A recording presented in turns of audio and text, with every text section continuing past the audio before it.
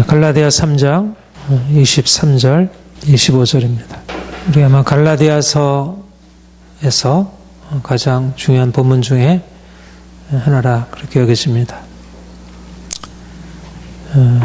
믿음이 오기 전에는 우리가 율법 아래 매인 바 되고 계시될 믿음의 때까지 갇혔느니라. 믿음이 오늘은 우리가 초등교사 아래 있지 아니하도다. 믿음이 오기 전에는 율법 아래 있었는데 믿음이 온 후로는 초등교사인 율법 아래 있지 아니하다. 그 15절부터 율법이 무엇이냐에 대해서 얘기를 했어요. 그렇죠? 율법과 약속. 또 율법과 아브라함의 약속이 어떻게 다른지. 율법은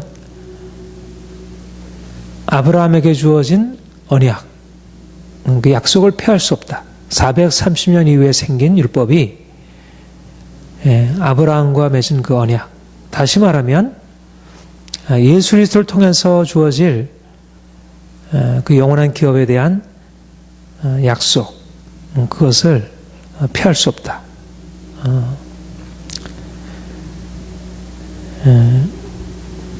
아브라함의 약속, 모세율법, 하나님의 구속사의 관점에서 보면 아브라함에게 주신 약속, 근데 그 약속 그 자체보다도 그 약속 안에 내포되어 있는 아브라함의 씨 되신 아브라함의 후손 예수 그리스도. 그러니까 아브라함의 약속을 내세우는 것은 바로 예수 그리스도,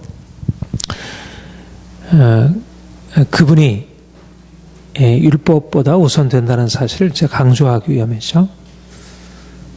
그래서 율법이 430년 이후에 와서 아브라함의 약속을 폐할 수 없다는 것. 이제 예수 그리스도께서 오심으로 주어지게 될 그 영원한 생명의 약속은 율법을 통해서 폐할 수 없다는 것. 율법이 결코 그 약속을 성취하는 게 아니고 이제 예수 그리스도께서 오심으로 비로소 그 약속이 성취된다는 것. 다시 말하면 15절부터 말씀하고자 하는 것은 율법이 아니다.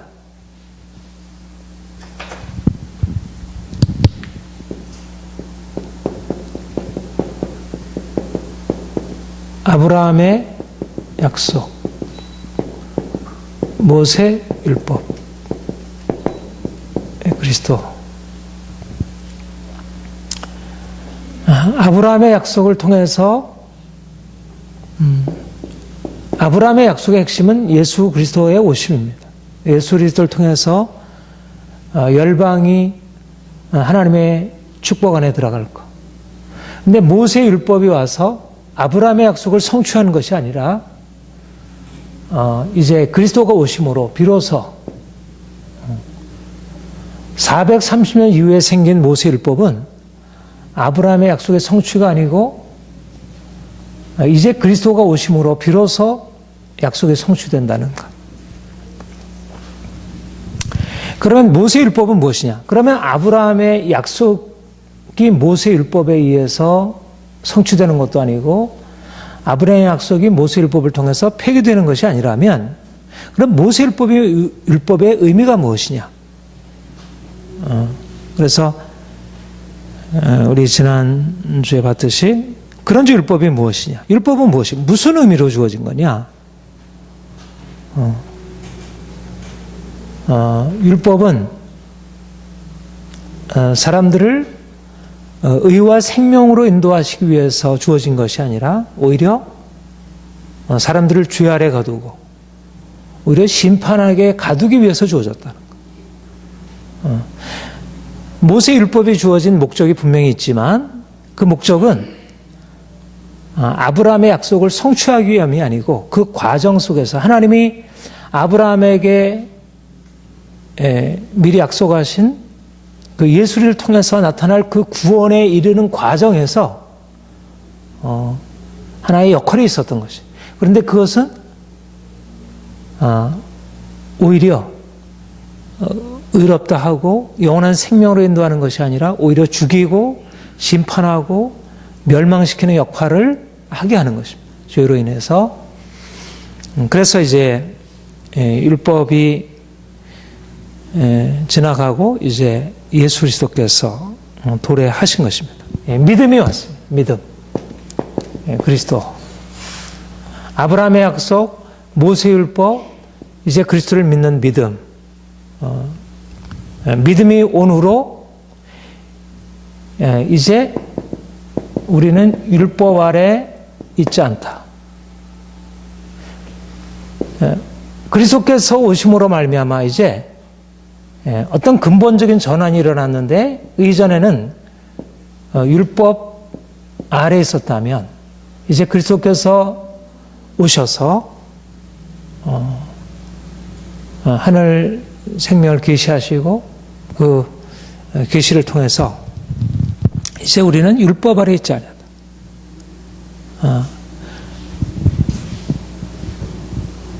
굉장히 중요한 사실이 있는데 지금 갈라디아 교회의 가장 큰 문제가 되는 것은 안식일 또 음식 할례와 같은 율법의 행위들이 무슨 의미를 가지고 있느냐 하는 것이었어요. 그렇죠? 안식일 할례 음식으로 대표되는 그 율법의 행위들이 우리 그리스도인들에게 어떤 의미를 지니고 있는가? 우리들이 그것을 과연 지켜 행할 의미가 있는가? 그것이 문제였어요. 그래서 조금 더 깊이 들어가 보면 그러한 율법의 행위들의 근원이 되는 모세의 율법이 도대체 무엇이냐? 그러니까 그리스도가 오신 이후에 율법의 행위가 무엇이냐? 그리스도를 믿는 자들에게 율법의 행위가 무슨 의미를 가지고 있느냐? 그리스도를 믿는 자들에게 모세의 율법이 도대체 무슨 의미를 가지고 있느냐? 여전히 우리에게는 그 율법의 행위들, 할례나 안식일이나 음식법이 여전히 타당하냐? 믿는 자들에게 여전히 모세의 율법이 중요하냐? 그런 문제가 제기된 것이죠. 그러니까 유대주의자들은 우리 그리스도인들에게 있어서 모세율법이라는 것은 영원한 것이다. 우리가 그것은 반드시 지켜야 하고 완벽하게 지켜야 하고 우리가 주님을 더 알수록 더 완벽한 율법 아래 들어가야 한다. 그러니까 모세율법, 당시 유대주의자들에게 있어서 모세율법이라고 하는 것은 이거는 아브라함의 믿음의 연속적인 것이고 또 그리스도를 믿는 믿음의 연속적인 것이. 그러니까 믿음 이후에도 율법은 여전히 탁월한 가치를 가지고 있는 거예요. 그런데 믿음이 온 후로 너희가 더 이상 율법 아래 있지 아니하다 이렇게 말하는 것은 믿음이 오기 전에는 우리가 율법 아래 있었지만 믿음이 온 후로는 율법 아래 있지 아니하다는 말은 율법에 대한 근본적인 새로운 인식이에요. 그렇죠? 네. 이전에 그리스도께서 오시기 이전에 모세 당시에나 또 당시에 유대인들 1세기 팔레스타인 유대인들에게 있어서 율법이라는 게 사람들을 종노릇 시키고 괴롭히고 고통을 주는 것으로 그렇게 여겨졌겠어요? 전혀 그렇지 않습니다. 율법이야말로 하나님께로 인도하는 것이고 율법이야말로 영원한 생명으로 이끄는 길이고 율법을 철저히 지켜 행하는 자는 앞으로 하나님께서 세상 끝날에 영생으로 갚아주시고 말하자면 율법을 어떻게 대했느냐에 따라서 인생의 운명이 바뀌어지고 율법을 소홀히 하는 사람은 심판을 받게 될 것이고 율법을 철저히 행하는 사람은 영생에 이르게 된다는 율법이라고 하는 것은 아브라함, 모세, 예수 그리스도 이르기까지 하나도 가감 없이 그렇게 타당한 것으로 그렇게 여겨진 것입니다. 그런데 바울이 여기서 이 본문에서 믿음이 오기 전에는 우리가 율법 아래 매인 바 되었더니 믿음이 온 후로 우리가 더 이상 율법 아래 있지 아니하다는 말은 율법이 무엇이냐? 율법은 사람들을 종노릇 시키고 있는 것이다. 율법과 우리와의 관계가 긍정적이지 않다는 거예요. 모세율법은 우리를 하나님의 생명으로 인도하는 그런 개념이 아니고 오히려 우리를 심판하고 우리를 두렵게 하고 우리를 고통스럽게 만들고 거기서 벗어나가는 하나의 속박이고, 우리가 노예 상태에 있는 거, 우리가 그거 원하는 사람 하나도 없잖아요. 그것이 인간다운 삶이라고 생각할 사람은 없잖아요. 우리 과거 일제 치하에 있을 때 흑인들이 팔려가지고 노예 살해하는 거, 그건 정상적이지 않잖아요. 그건 정말 비정상적인 삶이죠. 모세율법이라고 하는 그 탁월한 그것을 받아서 지금 그 아래서 살고 있는 사람들을 종이라, 율법 아래서 종로로 타고 있었다, 이렇게 얘기를 하는 거예요.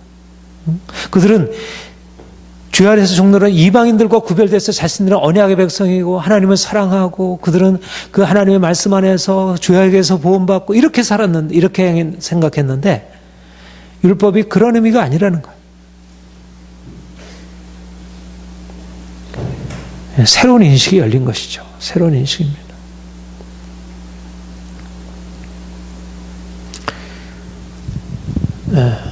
우리가 주님을 알게 되고 주님을 믿게 되면 율법이 무엇인지에 대해서 근본적으로 새로운 인식이 열리는 거예요. 그러니까 우리가 예수를 믿는다는 것이요, 한편으로 우리의 인생에 고통스러운 것이, 우리가 이미 이건 문제야. 근데 주님께 나갔더니 주님께서 나를 치료해 주셨어. 내가 병이 들었는데 주님이 나를 치료하셨어. 너무 감사해. 내가 죄악이 있었는데 나를 죄에서 벗어나게 해줬어. 너무 감사해. 내가 전에 율법을 지키지 못했는데 내가 율법을 지키게 되었어.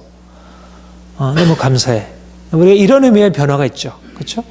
나는 범법자였는데, 나는 죄인 중에 길수였는데 하나님이 나를 의롭다 하셔서 이제는 정결케 하셨어.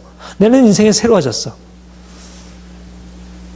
이것이 우리가 주님을 믿음으로 말미암아 일어나는 변화인 것이 분명합니다. 그러나 우리가 주님을 믿음으로 말미암아 일어나는 변화는 단지 그것이 아니라는 거예요. 말하자면 이제까지 그렇게 긍정적이게 보여졌던 그 아름다운 것이 더 이상 아름다운 것이 아니고 오히려 그것이 우리를 고통스럽게 하는 것으로 그렇게 여겨지는 것입니다. 네.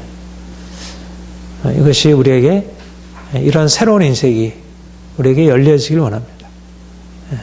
우리가 주님 만나서 그러니까 그래서 예수를 믿는다는 것은 일반적인 상식과 경험과 이성과 다른 것입니다. 내가 이제까지 자유인 줄 알았는데 내가 이제 종이구나. 이제까지 내가 종으로 살았구나. 내가 자유자가 아니었구나. 그러니까 인생은 문제 가운데 있던 사람이 주님을 만나서 문제에서 벗어나는 것만이 아니고, 분명히 그렇지만 가난한 자가 부하게 되고 고통받는 자가 고통에서 치유되는 것이기도 하지만, 보다 더 깊은 곳으로 들어가 보면 내가 이제까지 나는 건강하고 나는 부유하고 나는 괜찮다고 생각했는데 나는 형편없고 문제로 가득 차 있고 나는 종이고 그렇다는 사실을 보게 되는 것이죠. 그것이 바로 믿음이 온 후로 율법 아래 있었는데 내가 이제 율법 아래 있지 아니하구나. 그러니까 내가 율법 아래 있어서 막 고통당하던 사람들이 부르짖음이 아닌 거예요. 여기서 말하는 것은 오히려 자기를 자랑하고 괜찮다고 생각하고 이런 사람들이잖아요. 물론 율법 아래에서 고통당하는 사람들도 있었지만, 그러나 당시에 사람들이 그것을 그 자체를 문제라고 생각하지 않은 거예요. 마땅히 지켜야 할 질서였던 거죠. 근데 주님을 만나고 나서 내가 자유인인 줄 알았는데 내가 종이라는 사실, 내가 그렇게 인정하던 것이 나를 마치 김정일 밑에 살던 사람이 김정일을 충성을 다하면 김정일을 통해서 얼마나 받는 게 많겠어요. 그러니까 김정일이 대단하게 보일 수 있잖아요. 북한 정권이. 근데 거기서 나오고 나서 이쪽에서 들어가 보면 어떻겠어요? 김정일 아래서 누리는 자유는 자유가 아니라 종살이잖아요. 그렇죠? 거기서 뭐 높낮이가 있을 수 있고 거기서 어떤 사람은 편안하고 어떤 사람은 고통스럽지만 그 질서 자체는 사실 종살이잖아요. 율법이 그러하다는 거예요. 사람들이 볼 때는 괜찮아 보였어요. 그런데 주님이 오시고 나니까 아, 이제까지 율법 아래 우리가 종로를 타고 있었구나.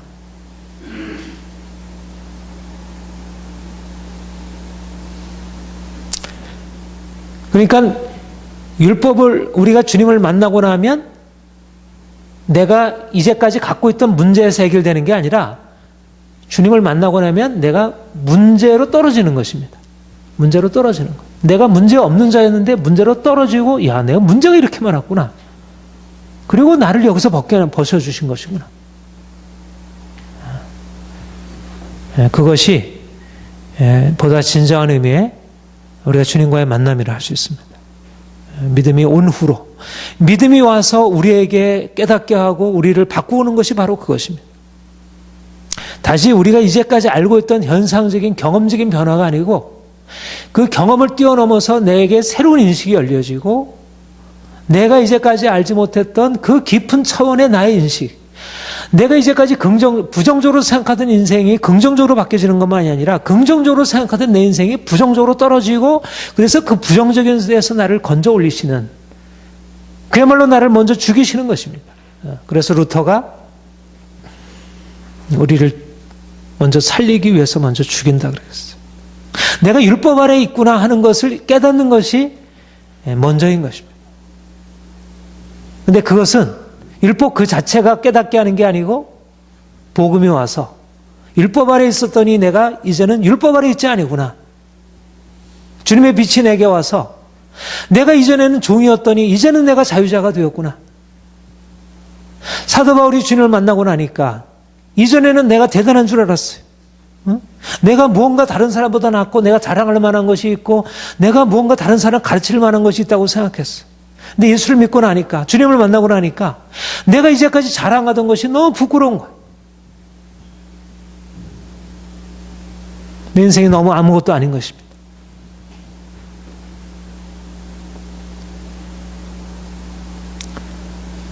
그러니까 오히려 주님을 만난다는 것은 내가 더 이상 율법 아래 있지 아니하다는 말은 다른 말로 바꿔 얘기하면, 아, 내가 율법 아래 있었구나라는 인식입니다. 내가 이제까지 고통스러운 데서 벗어났다는 얘기가 아니고 어떻게 보면 내가 이제까지 율법 아래 있었구나. 사도 바울이 내가 주님 만나고 나서 아, 이제까지 살던 것이 배설물이었구나.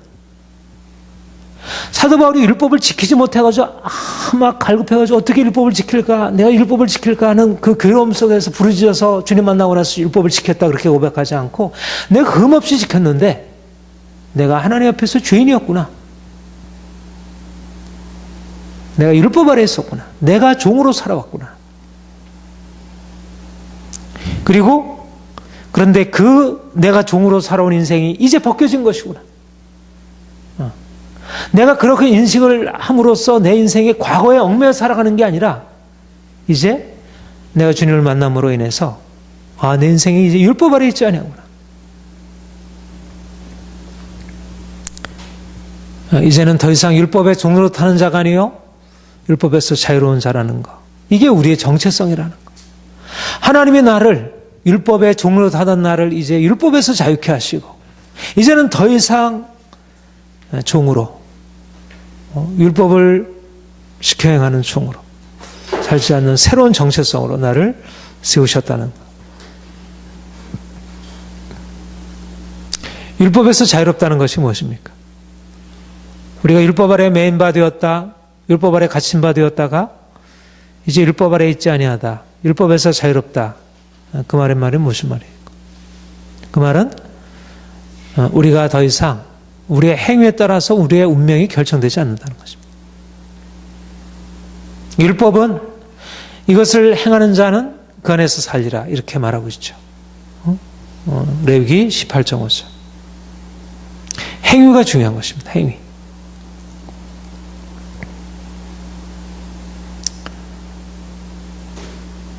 행위가 중요해요.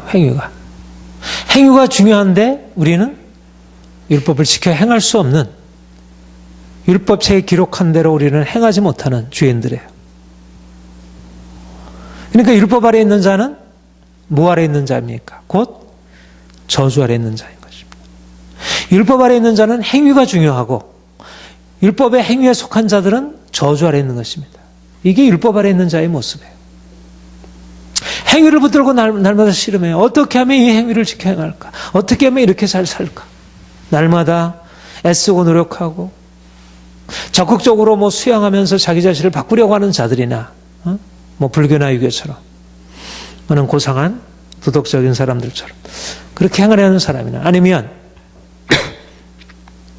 그런 것을 행하지 못해서 이러저러하게 비난을 받는 사람이건 어떤 사람이건 행위가 중요해요.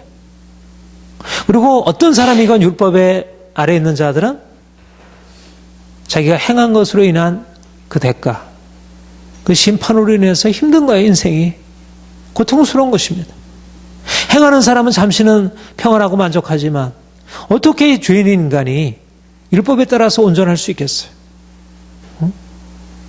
율법을 완벽하게 행하는 사람도 늘 힘든 것입니다. 전에 그 법정 스님과 같이 그렇게 어느 정도 도를 이루고 이런 사람들도 다 힘든 것입니다. 그런데 우리가 율법 아래에 있지 아니하다는 것은 무엇이에요? 율법 아래에 있지 아니하다는 것은 뭐가 중요합니까? 율법 아래에 있는 것은 행한 대로 행함으로 살리라. 믿음으로 살리라. 믿음?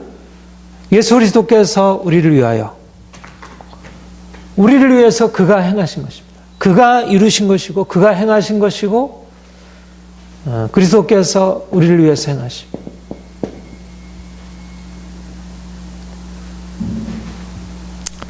우리의 행함이 중요하지 않고 그리스도께서 우리를 위해서 행하셨다는 이 사실이 우리의 모든 행위, 모든 우리의 인생의 문제 이런 모든 것들을 아무것도 아닌 것으로 만나요.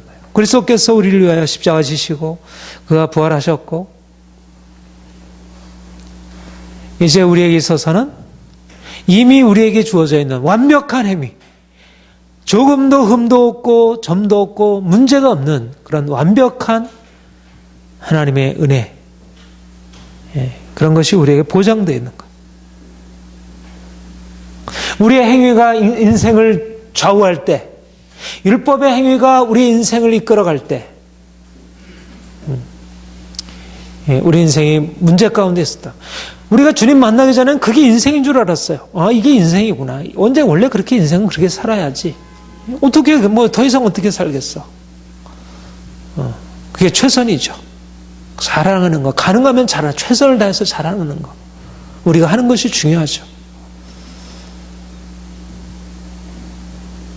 근데 믿음이 오고 주님께서 우리 인생 안에 들어오신 이후에 가능하면 잘하는 것, 최선이 중요한 게 아니구나. 인생은 성실한 게 중요한 게 아니구나. 인생은 도덕적으로 살아가는 게 중요한 게 아니구나. 인생은 다른 것이구나. 우리가 행한 것이 아니고 그리스도께서 우리를 행하심으로 우리를 이미 죄에서 죽음에서 자유케 하셨고 우리에게 생명 주셨고 새로운 사실이 우리에게 알려져 있고 그 새로운 사실로 인해서 인생은 더 이상 이제까지 그렇게 전전긍긍하며 살던 것에서 더 이상 머물지 않는 것입니다. 모든 것은 그분의 은혜에 달려있는 거예요. 우리는 그분의 은혜 안에 있으면 돼. 인생은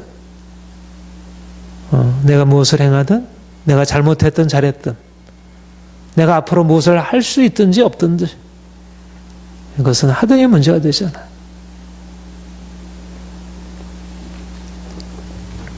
이게 우리의 새로운 정체성입니다. 우리가 전에는 율법 아래에 있었더니 이제는 더 이상 율법 아래에 있잖아요. 믿음이 온 후로 우리 인생이 바뀌었다는 것입니다. 그리스도께서 오셔서 새로운 믿음을 우리에게 열어주시기 전까지 약속이 그리스도 안에서 성취되기 전까지 모든 인생이 아담 이후의 모든 인생이 율법 아래에 있었고 모세율법 아래에 있지 아니하던 그 이전의 인생도 다 엄밀하게 말하면 다 율법 아래에 있었던 것입니다. 누구도 하나 없이 지금도 예수 그리스도를 경험하고 그 안에 살지 않는 자는 누구든지 다 율법 아래에서 그들의 인생이 좋고 아름답고 견고하고 무엇인가 나름대로 가치가 있다 여겨져도 그것은 다 종으로 사는 인생이라는 거예요. 그들은 자유자가 아니라는 거예요. 돈이 있든 어떤 인생을 성취하든 간에 모든 인생이 다 종이라는 것입니다.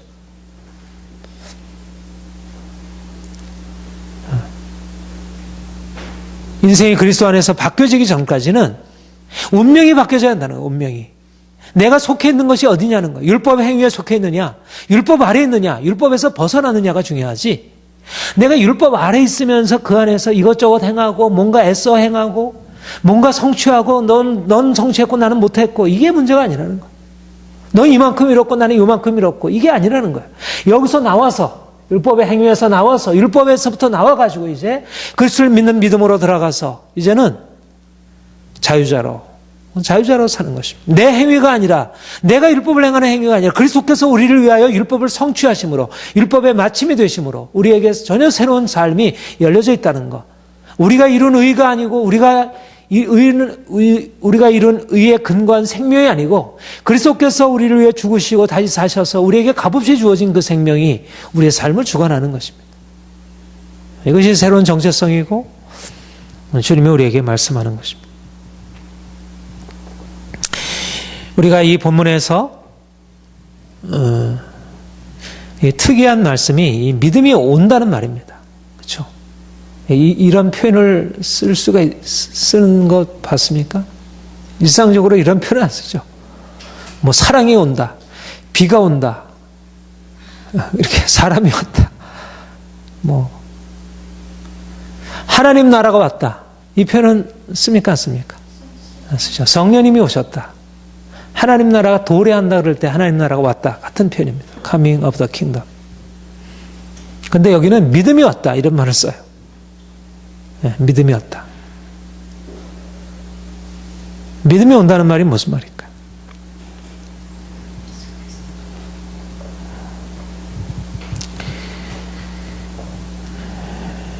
믿음이 온다는 말은 여기서 우리가 보통 하나님 나라가 임하옵시며 성령님이 임하시며 임한다 온다 다 같은 말입니다. 하나님 나라가 임한다, 하늘나라가 임한다, 성령님이 임한다. 그런 온다라는 말과 유사한 말이에요.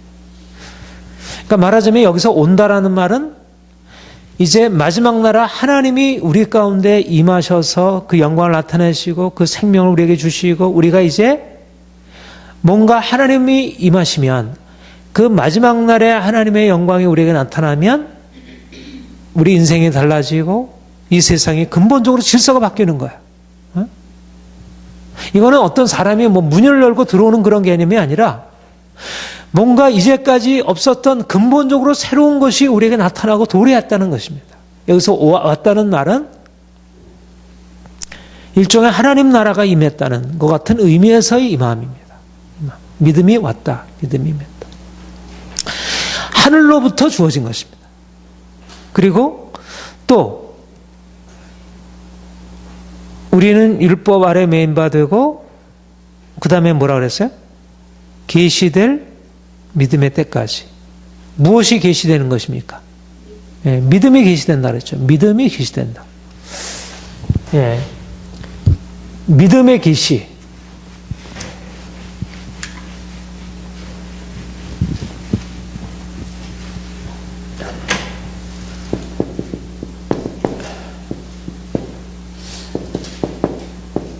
믿음이 계시되었다. 믿음이 왔다.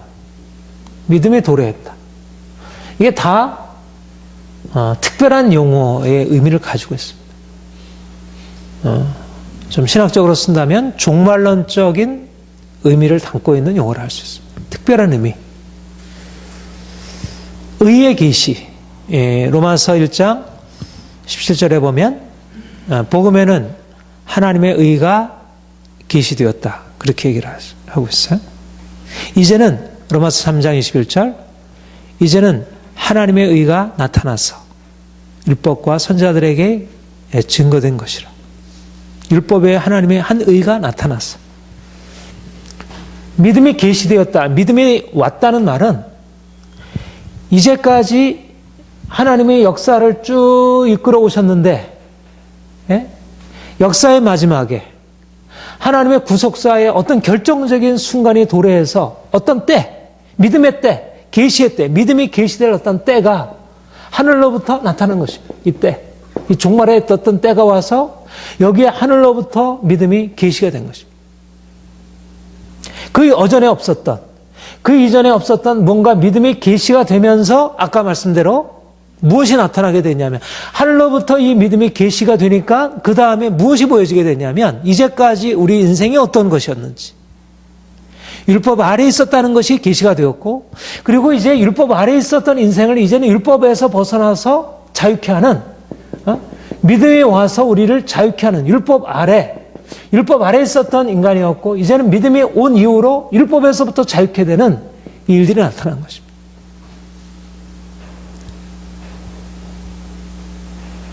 그러니까 하늘로부터 하나님의 영광의 계시가 있었어요. 비침이 있었어요. 그리스도께서 죽으시고 그리스도께서 부활하시고 성령께서 임하시고, 그래서 사람들에게 이제까지 알지 못했던 어떤 새로운 영광이 보이기 시작한 거예요. 하나님의 하신 일들이 나타나기 시작한 거예요. 그냥 역사의 시간은 흘러갔는데, 그 다음에 정치적인 경제적인 많은 문화적인 사건이 있었고 여전히 가고 있는데, 그들이 알지 못했던 어떤 새로운 계시가 사람들에게 열리기 시작한 것입니다. 사도 바울에게, 베드로에게, 요한에게, 많은 그 당시에 말씀을 들은 많은 사람들이 뭔가를 보고 듣고 거기서 새로운 것을 경험하기 시작한 거예요. 믿음이 온 것입니다. 구원의 날이 도래한 것입니다. 그래서 이 구원의 날이 도래하면서 복음이 선포되고 사람들이 그 복음과 함께 새로운 빛을 보게 된 거예요. 아, 하나님이 이런 일을 행하셨구나. 우리가 이제까지 알지 못했던 이 놀라운 구원이 이제 나타나게 되었구나. 그들이 알지 못하던 빛을 보게 되었고, 그들의 인생 안에 이제까지 경험하지 못한 새로운 일들을 그들이 경험하기 시작한 거예요. 이제까지 그들이 살고 있었던 것이 종이었던 것들을 비로소 알게 된 거예요. 이게 당연한 삶이었다고 생각했는데, 마치 김정일 치하에 살던 사람이 이게 인생이었구나. 그런데 자유의 바람이 들어오면서, 새로운 소식이 들어오면서, 이게 우리가 종이구나.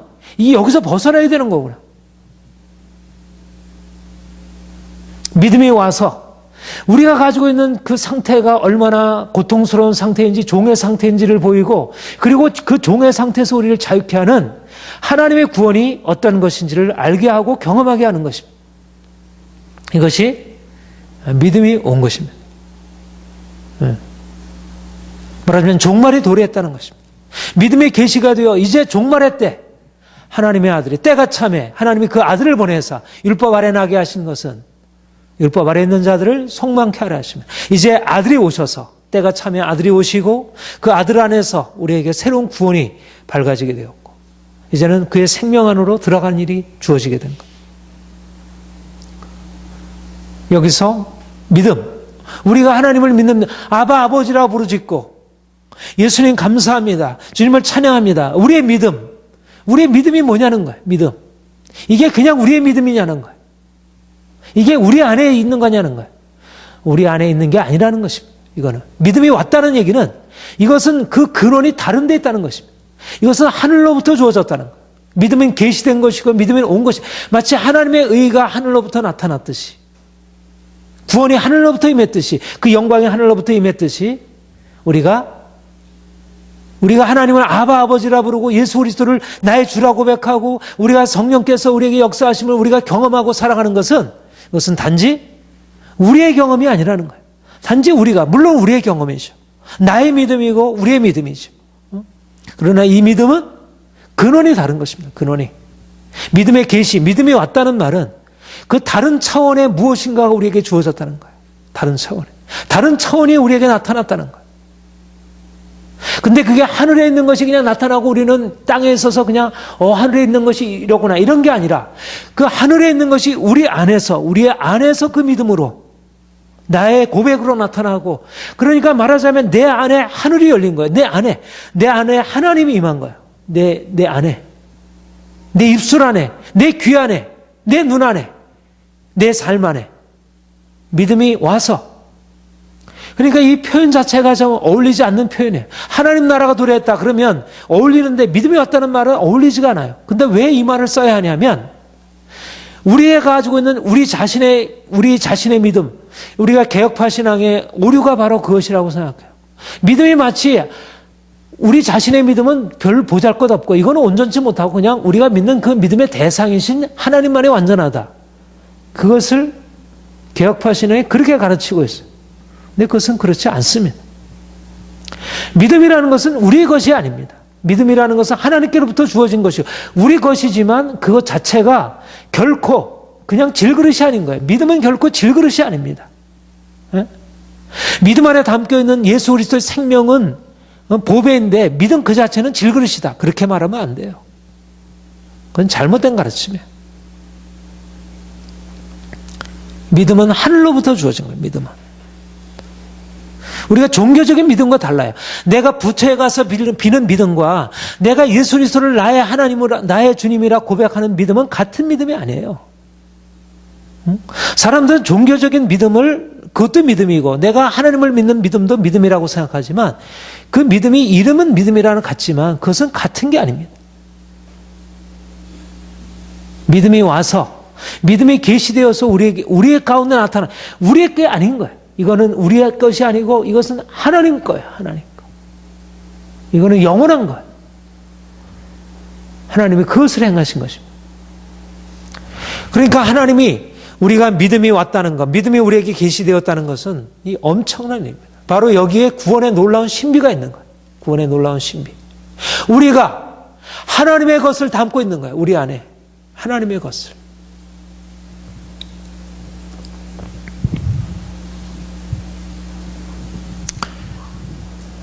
그러니까 종교적으로 인생이 고통스러울 때 뭐 신을 의지하고 물론 그것이 접촉점이 되기도 하고 또 우리의 믿음 안에 그런 요소가 있지만 그러나 그것은 그야말로 그림자입니다. 그것은 실체가 아니에요.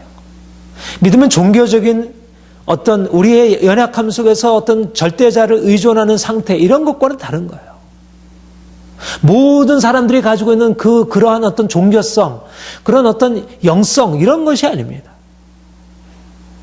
믿음이라는 것은 전혀 다른 차원, 전혀 다른 차원이 우리에게 열려지고 전혀 다른 차원으로 우리가 들어가서 말하자면 그 믿음이 왔기 때문에 그 믿음 안에 하늘나라가 담겨지는 것입니다. 믿음 안에 하늘 영광이 담겨지는 거예요.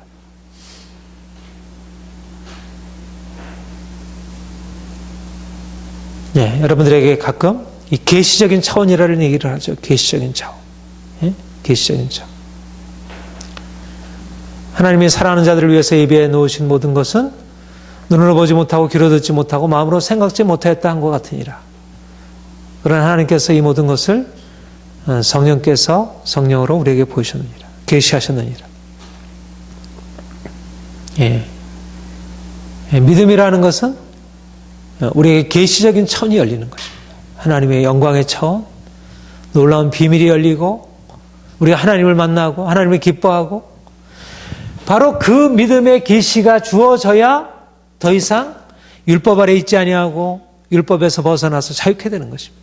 이 계시적인 믿음이 열리지 않으면 내가 하나님을 어떤 이 땅에서 그냥 어떤 종교적인 신앙을 가지고 절대자를 의지하게 되면 그것으로서는 율법 아래에서 벗어날 수가 없어요.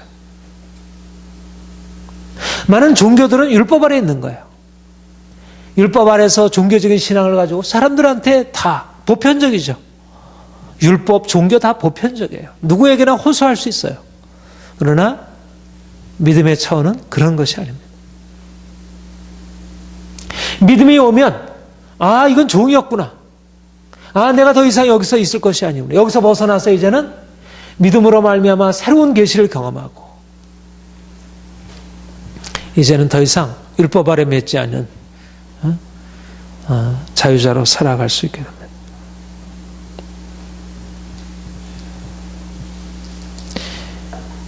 우리는 더 이상 이제 믿음이 계시된 이후로 믿음이 우리에게 온 이후로 이제 더 이상 세상에 사는 것이 아니고 이제는 하늘나라에 하나님이 우리 가운데 계시고 우리가 하나님의 통치 아래 그 영광 아래 살아가는 거예요. 인생은 전혀 다르게 사는 것입니다.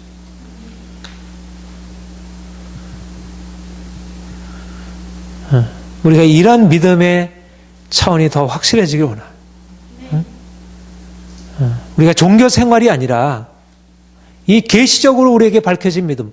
사실 이 믿음 때문에 그 엄청난 역사가 일어난 거예요. 이 땅에 하늘이 임하니까 그야말로 진동하는 거지, 이 세상이. 가정이 진동하고 한 사회가 진동하고 역사가 진동하는 거지. 하늘을 어떻게 감당하겠어요? 하늘을. 그렇잖아요. 하늘을 감당할 수 없잖아요. 지난번 쓰나미, 그 지진 해일, 그 엄청난 사건이 일어나잖아요. 마치 믿음이 온다는 것은 그러는 게예요. 그런 거예요. 이제까지 우리가 율법 아래 있었던 것이 완전히 다 무너지고, 이제까지 우리가 세상을 향해서 살던 것이 완전히 다 깨어지고, 더 이상 내가 여기서 사는 게 아니구나. 믿음이 오면 우리 인생을 완전히 끝장내는 것입니다. 그리고 이제는 새로운 차원이, 예수 그리스도 안에서 새로운 주님의 생명이 우리 안에 임하고, 이제까지 우리가 살아보지 못한 인생으로, 그런 믿음의 계시야말로 우리 인생 전체를 바꿔놓는 것입니다. 우리가 이왕이면 주님을 믿을 때 이 믿음이 우리에게 계시되고 믿음이 우리에게 와서 우리가 이제 그 믿음의 도래 안에서 살아가는 거예요. 이제 믿음이 온 후로의 삶을 살아가는, 믿음이 오기 전에 인생이 아니라 믿음이 온 후로, 믿음이 와서 우리에게 열려진 그 새로운 세계로, 그 새로운 생명과 그 기쁨과 자유함과 그 사랑과 그 능력의 삶으로, 도무지 이쪽의 사람들이 이해할 수 없는 거잖아요. 이쪽은.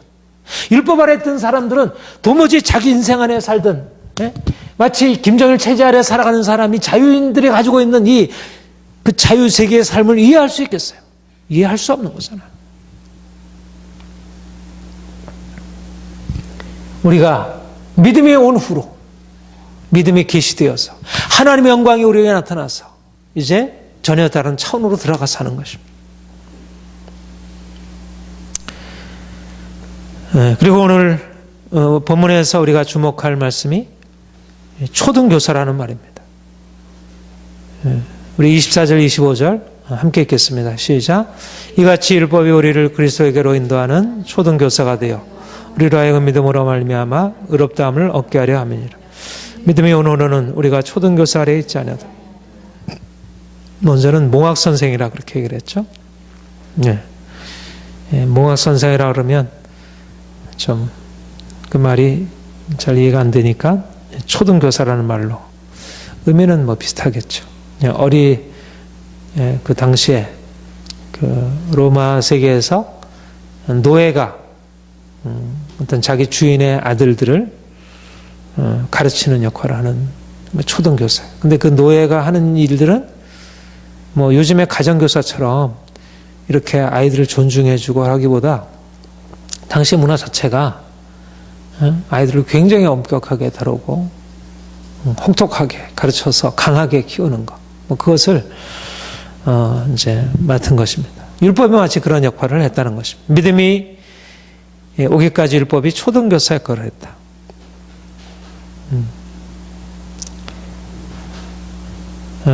이 말은 우리가 율법이 우리의 우리가 뭐 개인적인 믿음이 어릴 때도 그렇고 어떤 역사의 하나님의 구속사의 과정 속에서 이것을 이제 어린아이 단계로 이렇게 이해를 하고, 이걸 이제 성숙한 단계로 이해를 하는데, 어린아이 단계에서 믿음이 오기 전에 율법이 초등교사로서 율법이 역할을 하면서 사람들이 그 아래서 율법의 초등교사 아래, 어린아이가 이제 그 노예인 초등교사 아래 그렇게 고통스럽게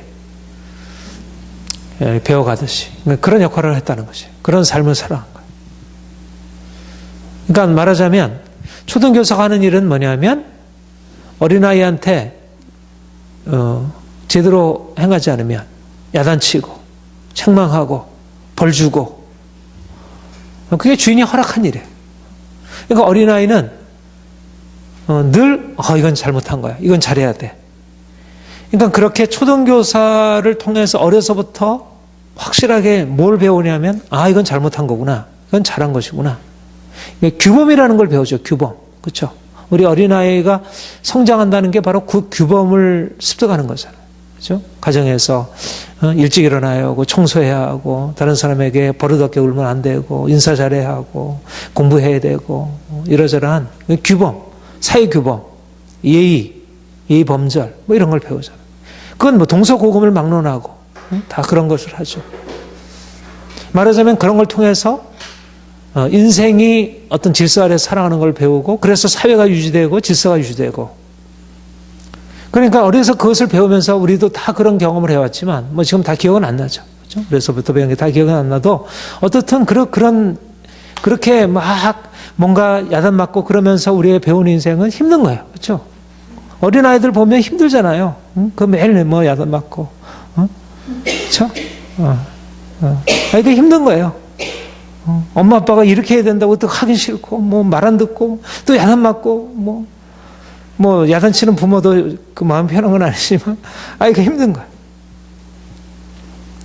말하자면 근데 뭐 지금은 그래도 뭐 인격적으로 대해주죠. 뭐 아이들 그래도 잘해주지. 뭐 옛날처럼 그렇게 체벌하고 옛날에는 체벌이 일상화되었는데 옛날 이 로마 당시에는 뭐 그 정도로가 아닌 거예요. 그냥 굉장히 그냥 엄하게 정말 모질게 맞고 하는 거죠.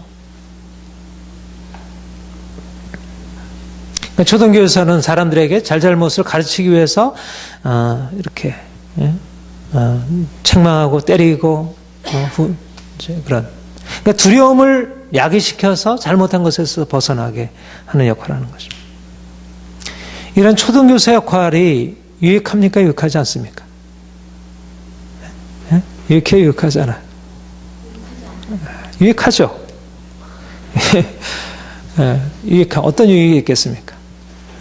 잘잘못을 배우잖아요. 이런 건 잘한 거고 이런 건 잘못하는 거고. 그것이 뭐 전혀 유익이 없다고 할 수 없죠. 그렇죠? 아무렇게나 살아도 그냥 내버려두면 그것도 문제잖아요. 그렇죠? 그러니까 잘잘못을 가르치는. 그러니까 부모가 왜 유익하지 않은 걸 왜 야단치고 왜 책망하고 때리고 그랬어요? 유익하니까 하지. 물론 그걸 통해서 여러 가지 문제가 야기되긴 하지만 내가 자녀들에 대해서 잘잘못에 대해서 너 이거 잘못한 거야. 벌써 손들어. 무릎 꿇어. 그리고 이제 뭐 회사에서 뭐 잘못하면 징계받고 뭐 그러죠. 유익합니다. 잘못을 깨닫게 하는 것에 있어서 유익한 것입니다. 그리고 잘못이 있으면 벌을 받는다는 것에 있어서 유익한 거예요. 인생은 인간의 인간됨은 잘못이 무엇인지를 깨닫는 것, 그리고 잘못에 대해서 반드시 보응이 따른다는 것에 대해서 깨닫는 게 굉장히 인간됨에 있어서 결정적으로 중요해요. 그렇죠? 만약 그게 무너지면 어떻게 됩니까? 인간관계 다 무너집니다. 그렇죠? 인간관계에서 내가 상대방을 때려놓고 뭐 아무렇지도 않듯이 하고 상대방이 화내면 왜 화나를 왜 안 해냐? 이러면 인간관계 형성이 되지 않잖아요. 내가 상대방 막 상처 주고 나서 뭐 그런 일이 오늘도 뭐 그런 얘기를 듣고 했는데 우리가 서로 화해하자. 우리가 뭐 서로 싸우지 말고 한참 이렇게 싸웠어요. 내가 막 해놓고 서로 이제 싸우다 보면 서로 상처를 받았잖아. 뭐 우리가 이제까지 이렇게 싸울 것 있니? 서로 용서하고 지내자. 이렇게 되면 화해가 됩니까? 안 되잖아요. 내가 지난 토요일 날 그 토마토 강좌 그 한성일 교수님 강의에 우리나라 사람들이 울분에 가득 차있대. 우리 그 서양 사람들은 이 두려움, 그 불안 이게 좀 상처 치유에 있어서 그 문제를 하면 우리는 이 이거 너무 억울한 거예요, 인생이. 그러니까 요즘에 사람들이 막 그 자살률이 높은 거예요. 그러냐면 억울해서 그렇다는 거예요. 아니, 우리나라 사람들이 이 화가라는 이 화병이라는 거, 이게 화병이라는 게 그 무슨 책에 보면 DSM 뭐 펑가 거기에 보면 우리나라 사람들이 많은 거래.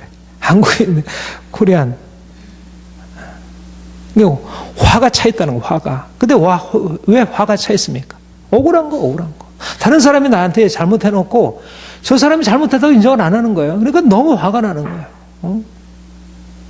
그러니까 또 자기도 막 하면 또 밑에 저 사람이 또 나한테 너무 화가 나는 거죠. 그러니까 서로 뭐 화가 가득 차 있는 거예요. 조금만 하면 상대방에 대해서 화가 나고. 그러니까 요즘에 뭐 그런 것이 막 폭발하고 있잖아요. 그런데 거기에 대해서 잘잘못을 가리는 것이 필요합니까? 필요하지 않습니까? 필요하죠. 잘잘못이 가려져야 되잖아요. 우리 서로 용서하자. 우리가 뭐 그리스도 안에서 서로 뭐 다 평화하고 좋지. 뭐 그렇게 해가지고 해결되는 게 아닌 거예요. 그렇죠? 잘잘못이 드러나야지. 율법이 필요한 거예요. 초등교사가 필요한 거예요. 잘못했다고 하는 것을 인정하는 게 필요한 거예요. 근데 초등교사가 그렇게 만듭니까? 사람들을 잘못했다고 합니까?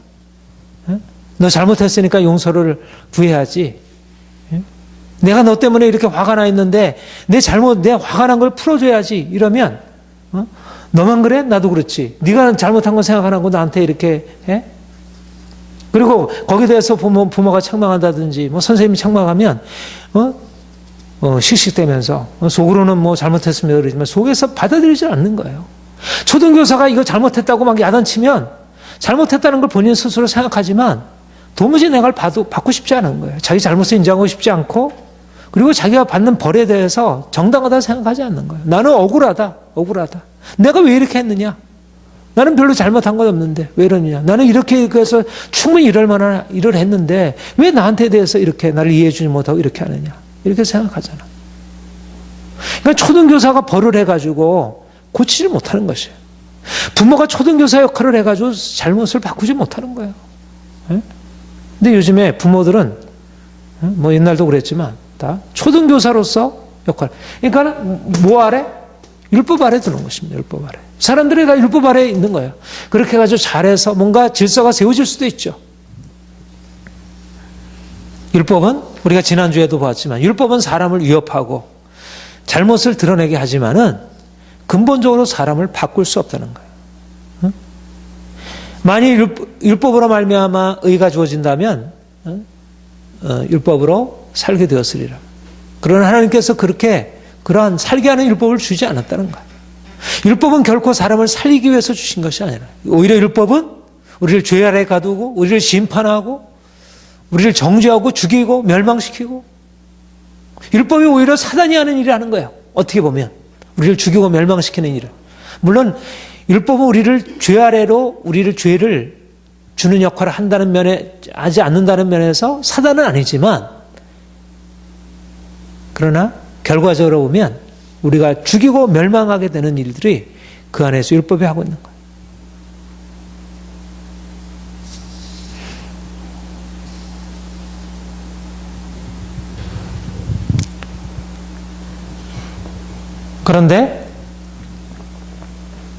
그런데 아까 얘기한 대로 적어도 율법의 귀한 역할 중에 하나가 잘못을 깨닫게 하는 거예요.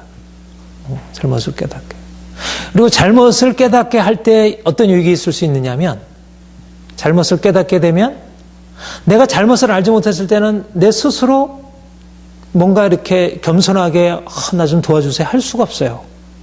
내 잘못을 알고 내가 그 잘못 때문에 심판을 받게 되었어요.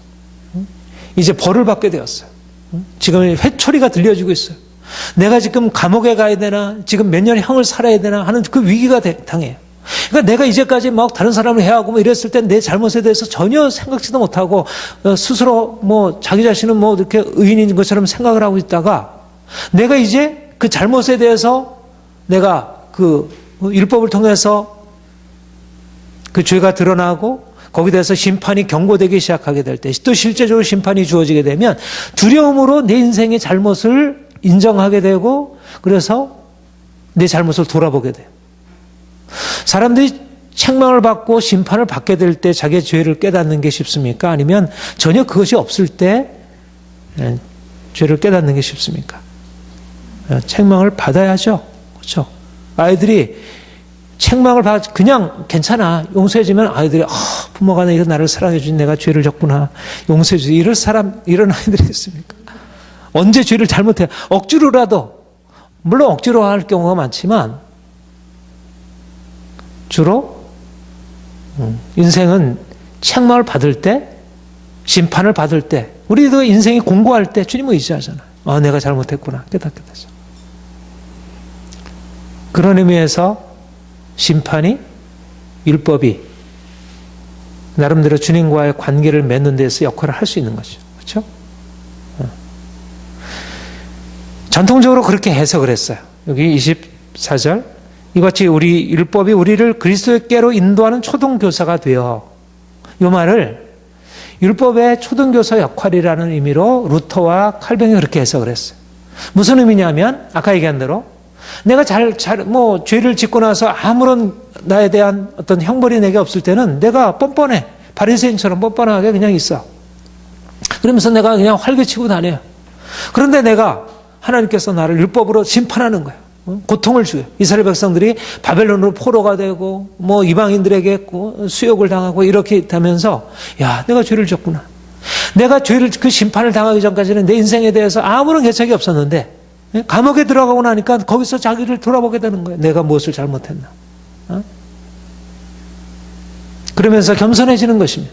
하나님 나 좀 도와주세요. 나 좀 여기서 살려주세요. 잘못했어요. 제발 여기서 벗어나게 해주세요. 그렇게 된다면 얼마나 그 자체는 고통스럽지만 그것으로 인해서 인생이 벗어날 수 있는 거잖아요. 내가 죄 가운데 빠져 있었는데 그 죄에 대해서는 대가를 받는 것에 끝나지 않고 그것을 통해서 자기 자신을 발견하고 손들고 옵니다. 천부의 의지 없어서 손들고 옵니다. 내 인생을 받아주세요. 이렇게 된다면 얼마나 좋겠어요. 그렇죠? 그 고통은 죽이는 것을 통해서, 그 고통은 나를 죽이는 거였지만 그 죽이는 것을 통해서 내가 생명을 얻은 거잖아요. 하나님 앞에 겸손하게 굴복하고. 이게 바로 종교개혁의 가르침이었어요. 율법이 무슨 역할을 하느냐. 우리를 죽이는 걸 통해서 우리가 주님 앞에 나가서 손들고 옵니다. 나 좀 도와주세요.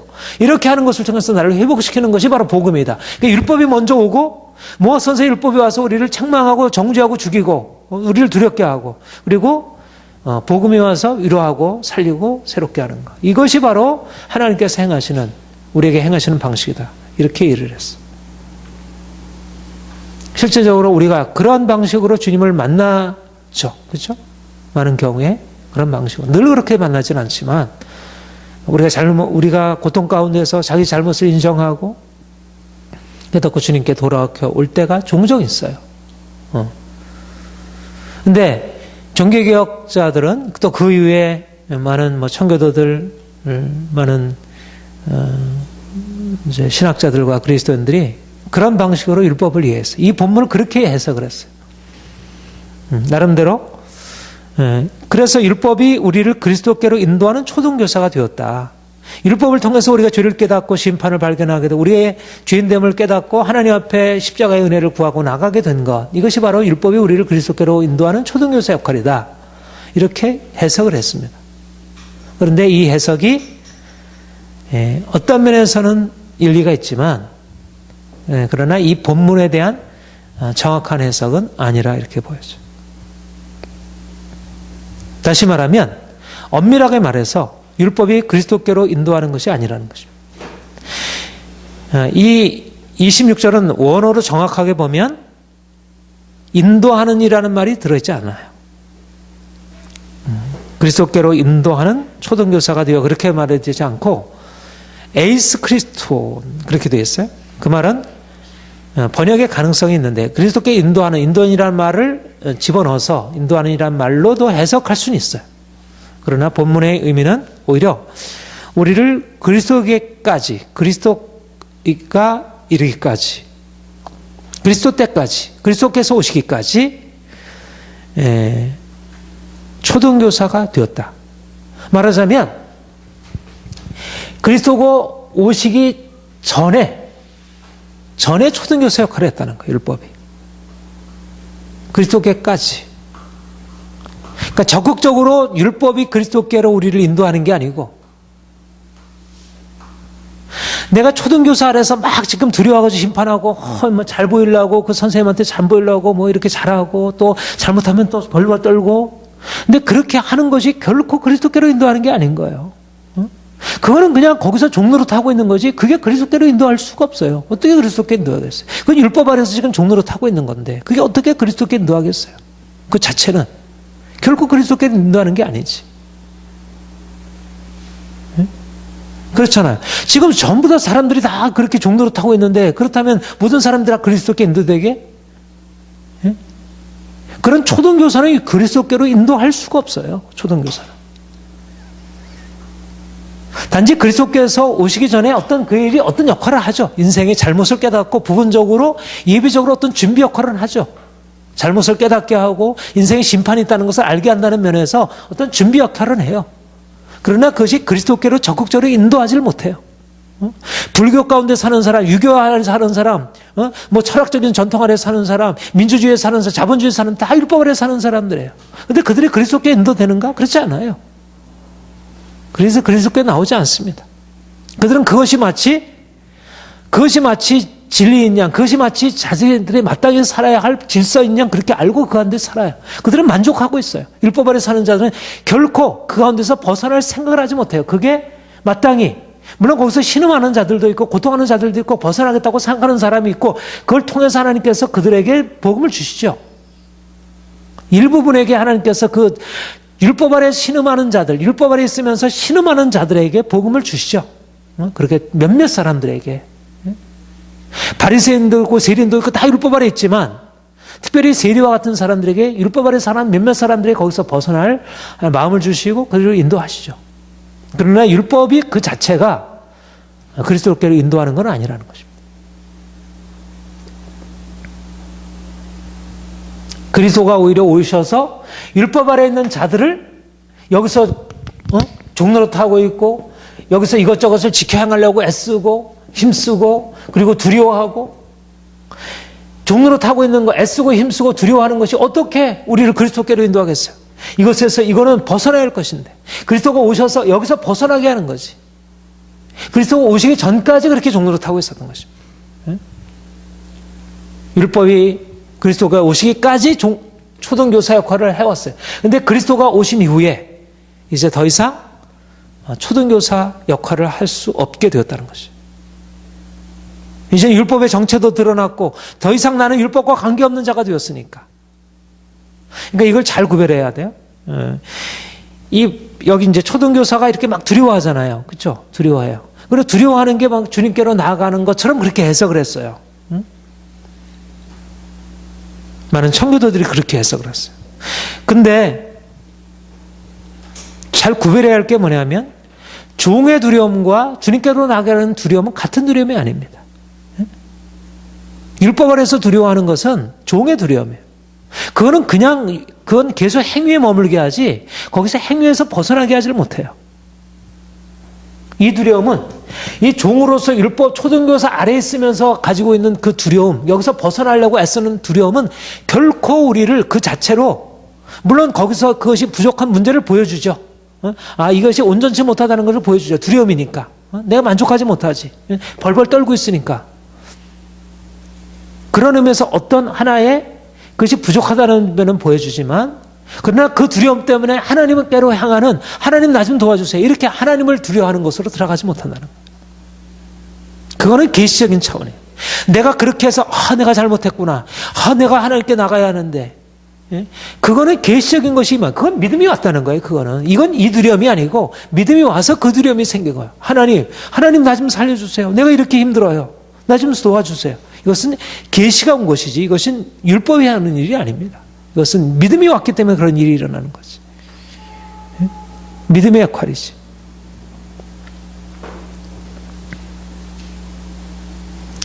다시 말하면 우리가 율법 아래에 있는 것은 우리가 앞으로 계속 거쳐가야 할 단계가 아닌 거예요.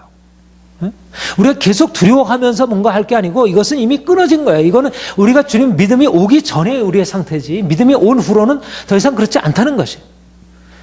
제가 이번 논문에도 그걸 썼는데 이거는 루터나 칼빈이 잘못해놓은 것이라 이렇게 할 수 있어요. 이거는 그리스도를 믿는 사람은 율법 아래 있잖아요. 더 이상 두려움 가운데 살지 않아요. 물론 우리 안에 인생의 두려움이 있고 우리가 율법으로 인한 우리의 양심의 가책이 있고 다 하지만 그러나 종류가 다른 거예요. 종류가. 우리가 율법 아래 있을 때 그 전전긍긍하고 뭔가 행위에 의지해서 뭔가 하는 그런 두려움은 이미 끝난 거예요. 그것을 마치 우리가 그리스도께로 나가기 위해서 마치 거쳐야 할 것이고 그것이 필요한 것이라고 생각하면 그건 문제가 있는 것입니다. 율법적인 두려움이 아닙니다. 율법적인 두려움. 우리는 이제 더 이상 율법 아래서 두려워하고 행위에 의지하고 그런 삶에서 이제 벗어나서 자유자가 된 것입니다. 두려움에서부터 벗어나서 자유자가. 무서워하는 종의 영으로 너희가 다시는 종의 영으로 무서워하는 종의 영을 받지 않았나니 양자의 영을 받았으므로 아바 아버지라 부르시느니라. 너희는 초등교사 있지 아니하고 이제는 아들이다. 너희는 율법 아래 있지 아니하고 종이 아니라 아들이다. 우리의 정체성. 이것이 믿음이 와서 우리에게 아주 분명하게 각인시켜주는, 우리가 더 이상 율법 아래에서 이것저것을 행하고 애쓰고 두려워하고 더 이상 그런 방식으로 살 필요가 없다는 거.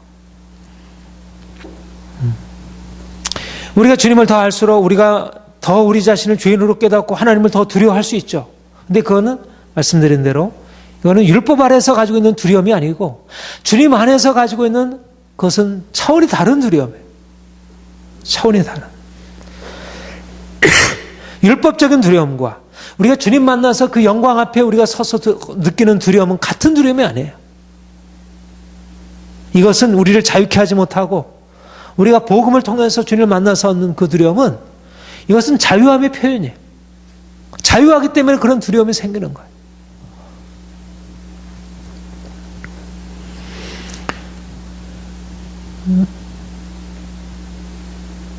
우리는 아들의 자유함 안에 있는 사람들입니다. 우리의 새로운 정체성. 우리는 이제 날마다 우리가 율법 아래 있지 아니하다는 이것을 날마다 새롭게 우리의 삶에서 확인하고 경험하고 살아가야 돼요. 율법의 속박이 깨어진 거예요. 더 이상 행위가 우리에게 우리의 인생을 붙들고 있지 않아요. 우리는 더 이상 두려워하는 자들이 아니에요. 인생의 실패가 문제되지 않아.